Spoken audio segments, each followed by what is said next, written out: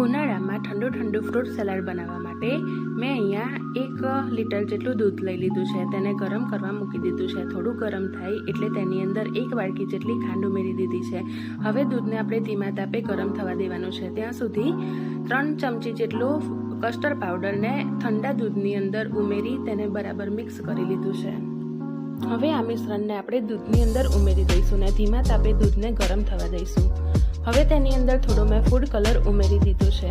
થોડી વાર ગરમ થાય ઉકળે તેના પછી ગેસ બંધ કરીને તેમાં 4 થી 5 ઇલાયચીનો પાવડર આપણે તેમાં ઉમેરી દઈશું. દૂધ થોડું ઠંડુ પડે તેના પછી તેને ફ્રીજની અંદર 30 મિનિટ માટે મેં મૂક્યું હતું ઠંડુ થવા માટે. પછી તેને એક બાઉલની અંદર લઈ લઈશું અને તેની અંદર ફ્રૂટ તમને જે ગમતા હોય તે તમે લઈ શકો છો. મેં અહીંયા કીડા, સફરજન અને દાડમ લીધી છે.